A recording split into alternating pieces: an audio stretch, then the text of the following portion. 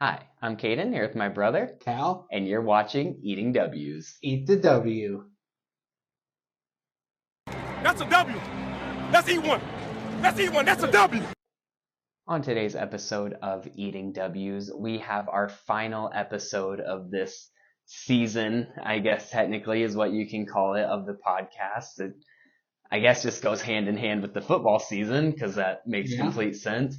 But in this one, we're just going to kind of give some of our reactions to how the big game Super Bowl 58 went. And then looking ahead to next year, look at or give some of our reactions and thoughts on the new coaching hirings for the 2024 season. Mm-hmm. But before we jump into either of those, just a quick and final update on Cal and I's head-to-head pick'em game.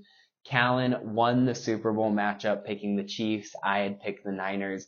So that puts him with a total of 227 and me with a total of 218, giving him the win on the season, Yep. which is very well deserved. We looked through it and at one point we were tied, but that is the closest. I did not hold a lead all season. And that was at week 3. And that was at week 3. So if I would have won it, it would have kind of been like, what the hell? So I'm fine. I'll hand the crown to Callan for this one. Any words for the champion? It was a good year, a good pick'em year. Won quite a bit of money on my bets through picking them. So hopefully I can continue this success in the next year and do even better. Yeah, exactly. I mean, be just like the Chiefs, back to back. Just Back keep to it back. rolling. Speaking of the Chiefs going back to back, looking at the Super Bowl, we had the San Francisco 49ers, of course, taking on the Kansas City Chiefs, and the Kansas City Chiefs win by a score of 25-22 in overtime. Yeah, and this one almost went into that double overtime that they Right. warned us about. The CBS head spokesperson, I don't know, but he came out and said that the NFL told him there would be a double overtime game. We almost got it, and it was quite the game and really quite the second half. The first half was kind of a little bit, I don't want to say boring, but it was very balanced football, and there wasn't a whole lot of exciting plays. Kind of a little bit sloppy with a few fumbles and a couple of turnovers from those fumbles. One by each running back, McCaffrey and Pacheco, which is, I believe, was their second career fumble each. So these guys don't fumble often, and they fumble in the big game. So just go figure on that. That's kind of funny. But really, it was quite the game by the Chiefs. Really the best players for the Chiefs outplayed the best players for the Niners. When you look at the matchup of Kittle versus Kelsey, Kelsey had almost 100 yards with 93 total yards. To Kittle's, I think he had just 5 or 10. He was really a non-factor in this game, minus his run blocking. So that's kind of really all the impact he had on the game. When you look at the wide receivers, both the touchdowns for the Chiefs came by Chiefs wide receivers, MVS and Mecole Hardman, which is funny because Mecole Hardman started the year on the Jets. Yeah. And so he was a cast off from the Jets team who obviously couldn't buy a win this year.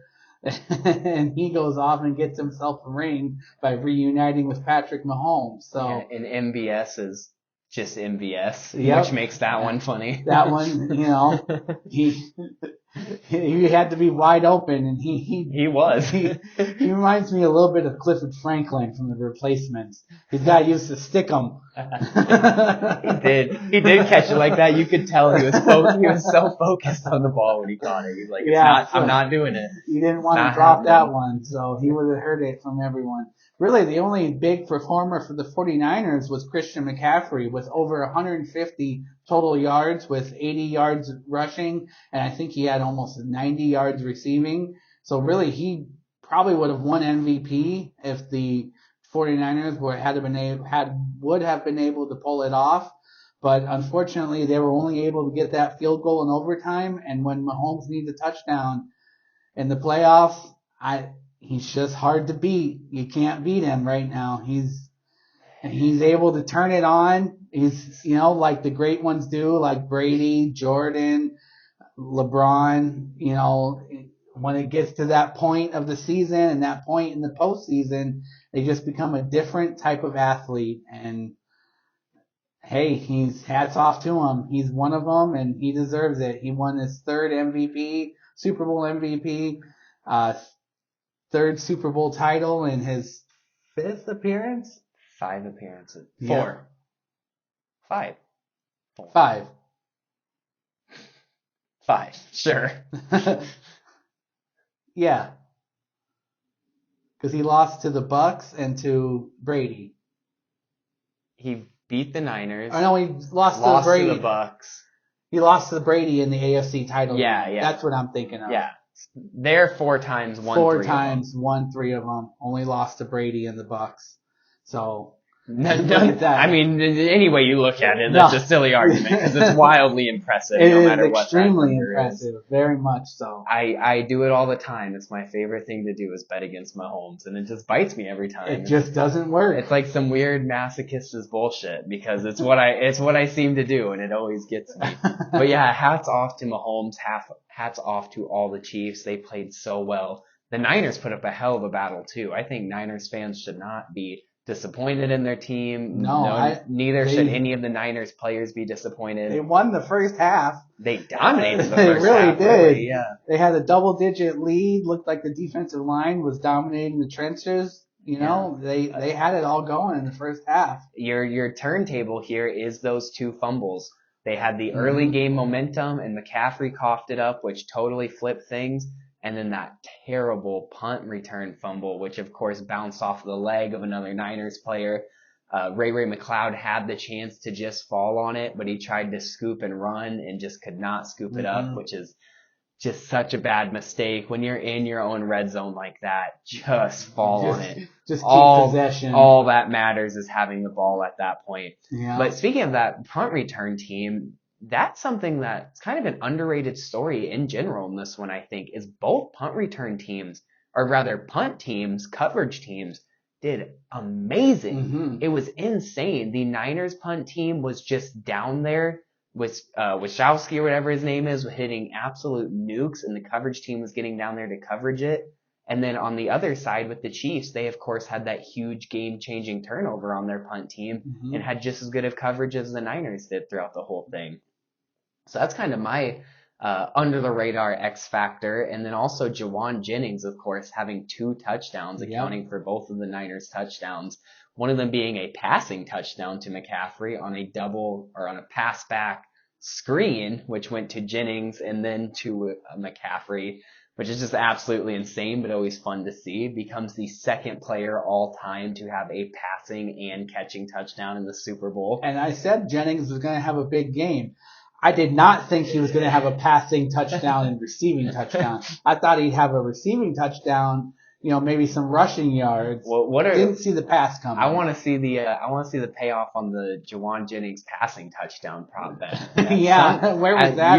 You know, at least one crazy ass person in the world won it on that. There was one where it was one non-quarterback to throw a pass. You saw it? I saw that. So it wasn't specific to who. It was just a non-quarterback to throw a pass. Oh, man, it had to be such a payout. I think it was even pretty that high. one had to be a payout, so if you would have got Jennings, insane payout. But I really didn't care who won this game, so I'm just happy that it was as amazing of a game it was. Because if it would have been just a blowout either way, it would have just sucked. It would have been so boring to watch, but at least it kept you entertained, kept you going. Because I think outside of Chiefs and 49ers fans, my feeling is a very common feeling. I don't think anybody really enjoyed this matchup. The game was great, but I don't think anybody enjoyed the matchup outside of the fans of the 2 teams. So it's awesome when you get a good game like that, because that's, of course, just how the Super Bowl should be. And now that is another one in the books. On to Super Bowl 59, on to the Superdome in New Orleans. Is that what it's called now? Yeah. I think it's something like that, but it's always been the Superdome to me. Yeah, I can't remember anymore. They changed it. So that was our reaction for the Super Bowl game. Now going from the past into the future and looking at our reactions to the 8 new head coaching hires from this offseason. And let's just roll straight into it, starting with Jim Harbaugh, former Michigan head coach, former 49ers head coach a while back, and now current Los Angeles Chargers coach. And I really like this one because I think that the Los Angeles Chargers have really good coordinators. I think they got a new defensive coordinator this year. In fact, I think Harbaugh took someone from his old staff and made him defensive coordinator for this team, if I'm not mistaken, but I'll have to check myself on that. And then they have Kellen Moore, who's a really good offensive coordinator at the end of the day. So what they really needed is they didn't need. Kellen Moore went to Philadelphia. No shit. I didn't even see that. So did he bring another Michigan guy? I think he got Greg Roman, the old Baltimore offensive coordinator. Wow. I'll be completely honest. I did not know that. The defensive coordinator was the Michigan defensive coordinator that he brought with him. Interesting. Yep. I did not know that. Yep. Well, so that just recently happened, only within the last week or so. That makes it a little more interesting for me because usually when you have a kind of motivator head coach like this, somebody who's not specialized in offense and defense coordinator-esque and kind of an all-around just football mind, you usually get those really stacked coordinators. So it's interesting that he brought what I'm assuming is probably 2 first-time professional coordinators into the league with him coming from Michigan. So it'll be interesting to see how it goes. A lot of people are really high on this, but at the end of the day, I know this as a Vikings fan because I always say the Vikings are just the Vikings, and I always say the Chargers are the Vikings of the AFC rather. So the Chargers are just the Chargers. So it's going to take a lot to move that in LA. You know, it's funny because the last time Harbaugh was in serious talks was with the Vikings and before they hired O'Connell. So it's interesting that you make that comparison. I think that it's going to be a good hire.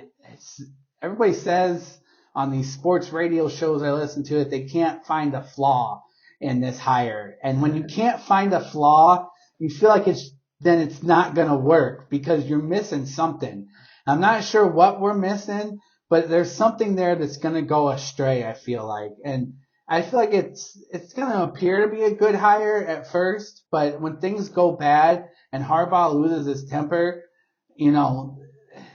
things go bad and for him. He really had a kind of unceremoniously exit from San Francisco. So, it wasn't on the greatest terms when he left there. So, as far as I know, at least, before he went to Michigan. So it'll be interesting to see how this goes. I know that Justin Herbert really likes to hire. They kept his quarterback coach at least, so there is a little bit of continuity there on the coaching staff to go with Justin Herbert. But I'm not even exactly sure what Jim Harbaugh's offensive scheme is, really. Run the ball. Run the ball. Yeah. Which is interesting because the Chargers aren't a run the ball team. No, they have a lot of wide receivers. Eckler is a free agent. It's going to be an interesting one. This is probably, we'll see how it goes, but this is probably one of the most intriguing to keep an eye on, definitely. Mm-hmm. But when you have a guy as talented as Herbert, keeping him happy is a huge thing. So definitely. The fact that Herbert likes it is a bonus for those Chargers fans. Now, moving on, the next one we're going to talk about is Mike Macdonald, former Baltimore Ravens defensive coordinator and now current Seattle Seahawks head coach. And to be honest, I think out of this whole group, this is one of my favorites. I am a big fan in the youth movement for head coaches in the NFL. I think that just the way the league is going, I think keeping these kind of more traditional, like old head coaches in there isn't a good thing for a team. I think it kind of holds them back. The NFL is so ever changing with how they do things anymore that I think you need to go a little younger. You, of course, have your exceptions in there, like none other than Andy Reid is the first one who comes to mind, of course, winning his 3rd Super Bowl here. But at the end of the day, I do like the younger coaches, and I don't love a defensive-minded head coach. I think we're at a point in the league that having a good defensive coordinator and an offensive-minded head coach is just kind of the way to go anymore. But if you're going to have one, a guy like Mike McDaniels is a good one to have. He found so much talent and so much success there in Baltimore as a defensive coordinator in the way he could bring and hide those pressures. So we'll see what he's able to do with a pretty young and pretty dynamic Seahawks defense. Yeah, I think that he'll make a big impact on that Seahawks defense, obviously being the defensive-minded head coach, which I'm a little surprised that there was defensive-minded head coaches because the trend recently has been the young offensive head coaches off of the Sean McVay tree. And now you're kind of going off of the young defensive coaches and kind of flipping the coin a little bit. So we'll have to see how that plays out next year. But I definitely think he'll help that Seahawks defense, who was already one of the better units in the league this year, with Devon Witherspoon and who's their other corner? Tariq Woolen. Tariq Woolen. Both of them being, top end corners, definitely helped that secondary, because the Baltimore defense was one of the top secondary units, even though they were injured most of the year. So that really comes down to coaching, and I think that he'll do a good job coaching at least that defense in Seattle. Yeah, I am so excited to see the way he uses Jamal Adams and Devin Witherspoon in the blitzing games, because he's going to be able to play some head games on with the quarterbacks on who's coming between those two. And both of those guys are fast and know how to get pressure on the quarterback. So it should be fun there. Now moving on to one of the more questionable hires, in my opinion, from one of the more questionable teams in the league. We have the Carolina Panthers picking up Dave Canales, former Buccaneers offensive coordinator, now current Panthers head coach. When he was with the Bucs and when he was with the Seahawks before he moved to the Bucs, he kind of got a reputation of getting these quarterbacks who are late in their career, or maybe not having the success they used to have, or the success they ever did earlier in their career, and kind of willing them to be better and scheming and finding what they can do with those quarterbacks and making them look good in the system, making them play up to their potential. So I think that's kind of what they're going for there in Carolina, is to see if he can do that with Bryce Young.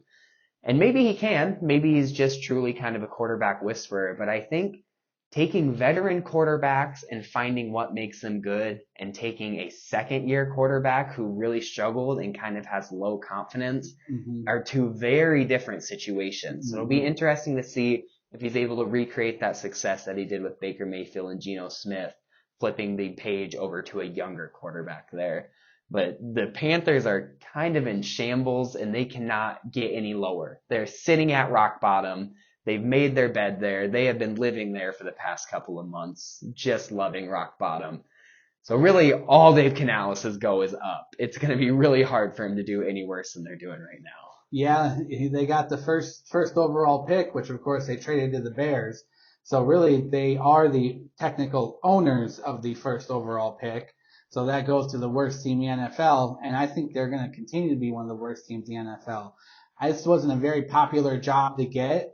The only real bright spot is Bryce Young and what you might be able to do with him. And I think that the only reason that Canales did get this job is because of his work with Baker Mayfield and Geno Smith, and how well that went, and that they're just hoping to duplicate or triple the success again with Canales and his quarterback whispering abilities.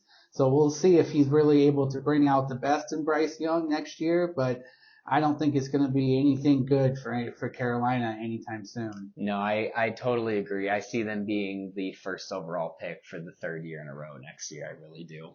So now moving on, next we got Raheem Morris, the former Rams defensive coordinator and new Atlanta Falcons head coach. This one is a little interesting to me as well. Of course, they're all interesting. I need to stop starting it that way because they're all very interesting. But the Falcons are just in such a weird position right now.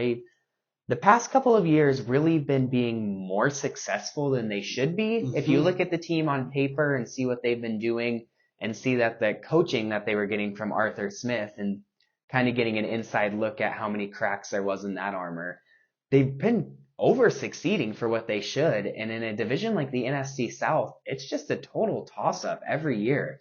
None of those four teams are really dominant ever. I mean, it's been a while since there was one just obviously good team for years on in there. They've kind of always been beating each other up and always just rumbling around in that division.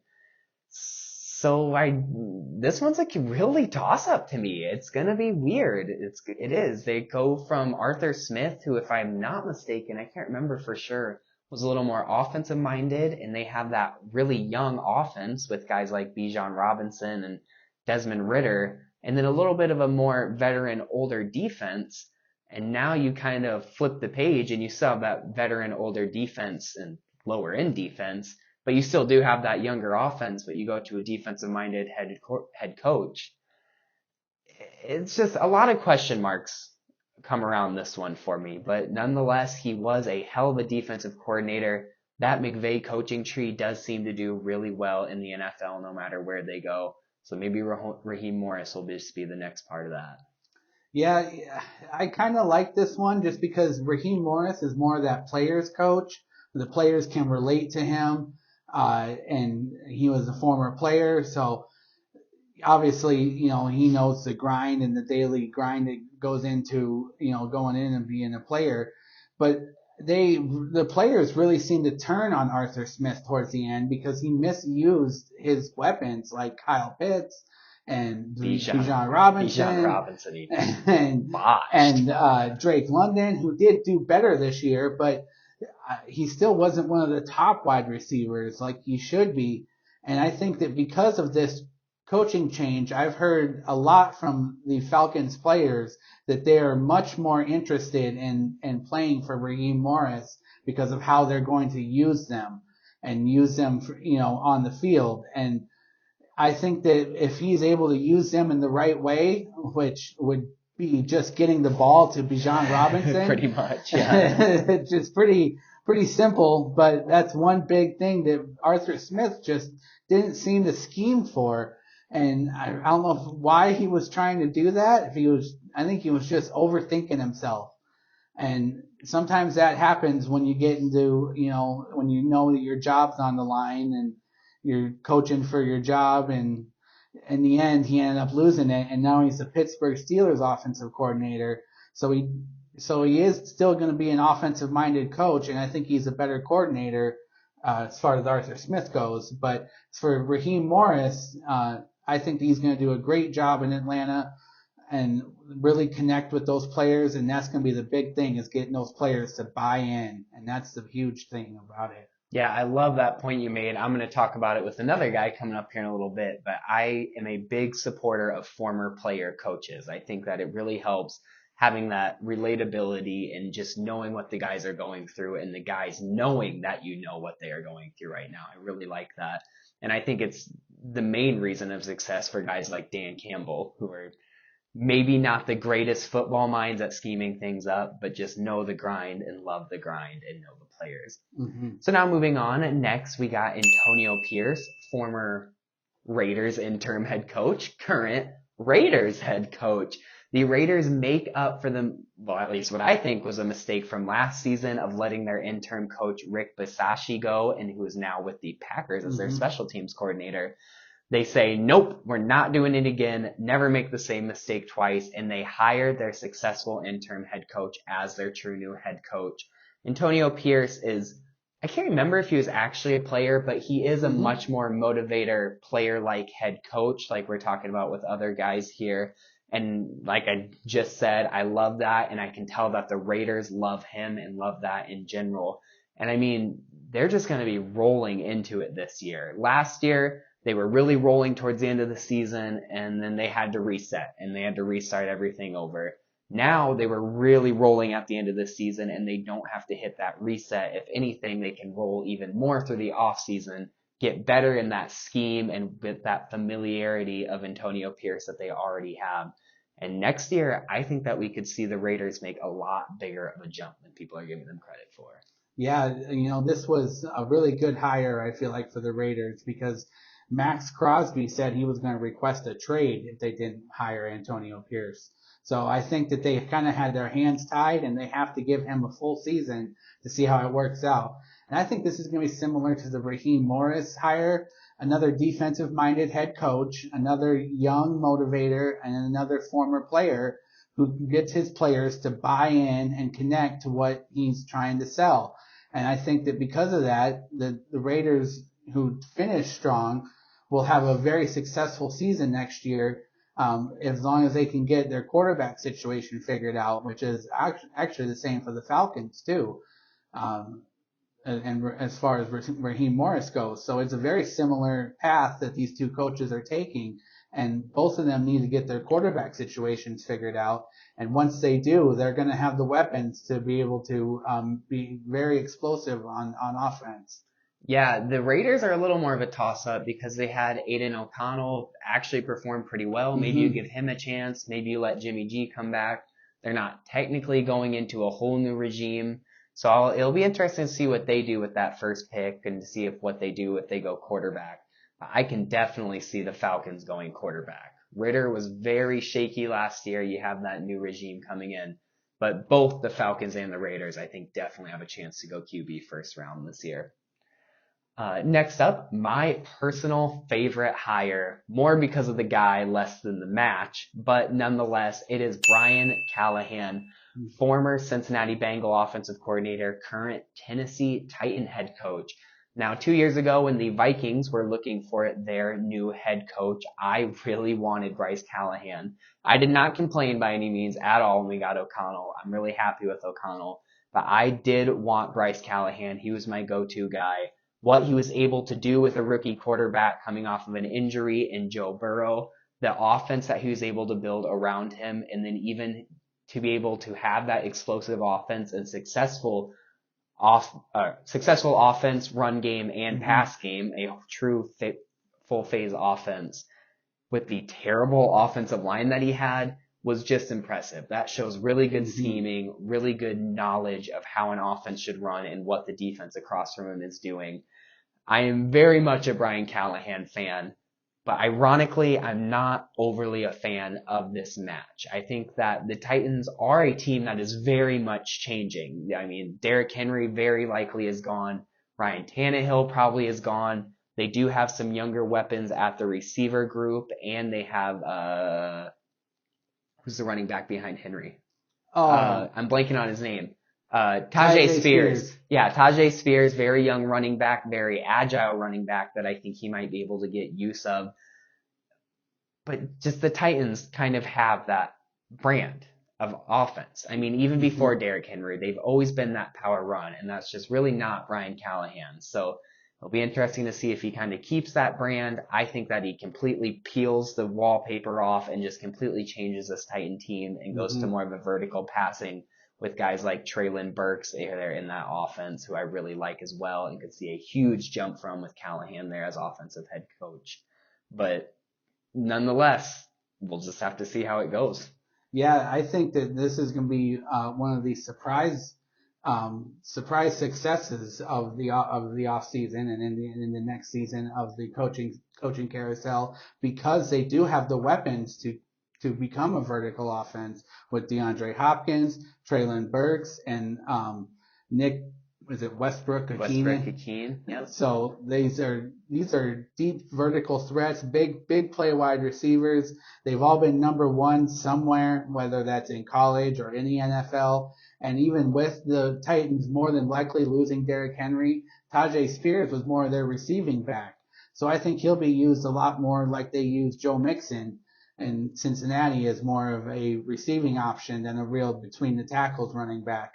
And I think because of all these weapons is the reason that they hired Brian Callahan, because they have trust in Will Levis to be able to run this vertical offense and not just hand off, because Will Levis does have a big arm, and he did show flashes this year while starting towards the second half of the season, but you could tell that he just wasn't built for the offense they were currently running. And then now that they're running this new Brian Callahan offense, I think he'll do a lot better. This is one of the more fascinating off seasons in general to me, not just draft, but all around off seasons. Who they let go in the new regime, who they want to go for in free agency in the new regime, how they use their draft capital. Do they keep Will Levis? So many really good, really interesting questions to watch. Titans are definitely the team I'm keeping an eye on this offseason. Now moving on, next up we got a true players coach, because he is pretty damn recently a player. I mean, even since I started watching, really. We have Gerard Mayo, former New England Patriots linebacker coach, current New England Patriots head coach. And this is the ultimate player choice right here. I mean, it might even be too far the other way, because a lot of these player coaches are guys who played a long time ago and then really made their way up a coaching ladder, maybe even into some coordinator positions. But Gerard Mayo has just been a starting linebacker since I really started watching football in the 2010s. And now he's pretty much going straight from that position coach to a head coach. And that's a big ass jump. And you want to talk about a big jump too, or I guess not a big jump, but some big shoes to fill, I should say. He's backing up Bill Belichick. I mean, imagine having to follow up the best coach at pretty much ever. I mean, if you want to look at just success and stats wise, he's the best coach ever. It's unarguable. He really 15 wins from the all-time wins record. Exactly. It's just absolutely insane. The amount of Super Bowls he has, the amount of playoff games he's won, what he's been able to do with a kind of crumbling team ever since Brady left is not by any means like playoff runs or Super Bowl level, but he's been able to do some successful things with some non-successful players. So that's a big role to fill for Gerard Mayo here. And you want to talk about question marks. He is one big question mark, being almost more player than coach. So yeah, because of that, because he's so young, he's only 37. You had some players still playing linebacker that are older than that. So, you know, he's so young. He's coming off a position coach to the head coach. He was never a coordinator anywhere in between.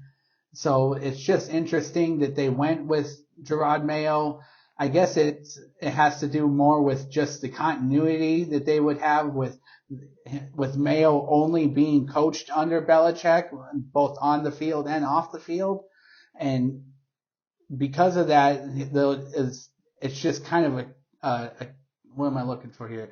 A continuation of the same regime, just a different face on it. And because of that, they still are going to follow that Patriot way, because Gerard Mayo knows no different. He's only lived the Patriot way. So it's going to continue to be the same thing until they at least get some more weapons in there in New England. And we'll have to see if he's able to, withstand, all the, I guess, tumultuousness of their roster. There's going to be a learning curve. That's going to be a big learning curve for him. Did he play his whole career in New England? I believe so. I think he literally has only known the Patriot way, if I'm not mistaken. So that is good. I mean, it is a good factor. That is a true love for a team right there. There's no better way to show it. Similar mindset as Belichick. And, that's what it's going to be, is the same kind of coaching style, coaching schemes. I think it's going to be very similar to what Belichick has already been running. I wonder if it's almost going to be like what the Bucks did, where, oh gosh, I'm totally blanking on both their names. Former head coach and current head coach. The former head coach was Bruce Arians. When Bruce Arians stepped down but was still like a consultant for the team, and it kind of seemed like he was just running the team but from the background. Yeah. I almost wonder if it's going to be a very similar role if Belichick is no longer the head coach, but is still very involved, still very there. Becomes a consultant. Yeah, I could see a similar path to that rather. And then now, last and probably least, we have Dan Quinn, former Cowboys defensive coordinator, current Commanders head coach. So this is the first one, if I'm not mistaken, that from his former team to his current team is a division rival. So that should be an interesting one right there. And don't get me wrong, I think Dan Quinn is a hell of a defensive coordinator. And I mean, it shows. The way the Cowboys defense is able to get pressure, cover, get interceptions and turnovers, just a true all-phase defense like the Cowboys have been for the past couple of years, and especially the way he's able to create turnovers in particular, having Trayvon Diggs getting 10 interceptions not too long ago, I think 2 seasons ago, and now having Deron Bland this year get 9 interceptions and breaking the pick 6 record. That is just success out the ass. There's no other way to put it. Success everywhere across the board on the defense. But a defensive coordinator on a stacked roster and a head coach on a young, shaky roster, those are 2 very different stories right there. I think this is going to be a little bit of a culture shock. It's going to be a little bit of a wake-up call for Dan Quinn right here. There is just so much going on in there in Washington that has been questionable. They've been on the up and up. They really have, ever since Dan Snyder stepped down as owner, and they kind of got a new GM in there. The atmosphere around everything with the Washington Commanders really changed. but it's going to take a lot to change that team still. There's a lot of gaps, lots of question marks, like I already said. So is Dan Quinn going to be the answer? I don't think so, but we'll find out. No, it feels like this was the consolation prize for the Washington Commanders because they were the last team to hire a head coach, and I think they were waiting for Ben Johnson of the Detroit Lions, who ended up staying in Detroit kind of surprisingly because he was, I believe, offered the job and declined it. So when you're offered a job and declined it to stay in Detroit, which who would have thought nowadays you're declining head coaching jobs to stay in Detroit? But it's a crazy world now. But because of that, the Commanders kind of got last pick of the litter for their head coaching vacancy. And the one thing that will depend on if this is a successful regime is the offensive coordinator, Cliff Kingsbury, coming from USC to Washington, where there is word that they may end up with Caleb Williams, who was obviously the quarterback for USC while Cliff Kingsbury was there. So there is a connection there, and I think that could really help this team if that ends up happening for the Commanders. I totally forgot that they got Cliff Kingsbury as their offensive coordinator. Yep. That is a very good point right there. Dan Quinn has found success as the head coach in the league before. Last time Dan Quinn was a head coach, he led the Falcons to the Super Bowl against the New England Patriots. We all know how that ended. Pick coordinators. His coordinator was Kyle Shanahan. Oh, yeah, he was. So we know how that ended, but nonetheless, finding success and bringing a team to a Super Bowl as a head coach at one point, maybe he can do it again later down the line here and make up for past failures. Before we wrap this one up, where did Cardinals head coach go? Not Jonathan Gannon. Their former head coach. Cliff Kingsbury. Oh, yeah, it was Cliff Kingsbury. Yeah. Disregard. That's exactly right. I don't know where I'm thinking. It's just been one of those days. We better wrap this thing up. Thank you all so much for watching this episode and all the many episodes in a row we've done before this one. We really appreciate the support this year. It has been awesome watching this channel grow a little bit throughout the year.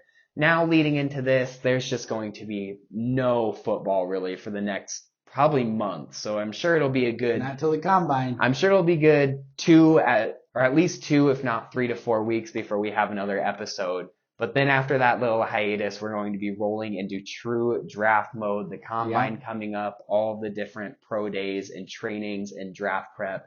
And that might be my favorite time of the year, especially this year, because everything is a toss-up. There is really nothing solidified in this draft, which makes it so much more fun. Not until we see what the Bears decide to do. They got to make a decision on either Fields or Williams. I don't know if they do make one anytime soon. I think they let it go. They could wait right up till draft day. I think they let it go right up to the wire, but exactly. Just one of those question marks that we'll have to see how it goes.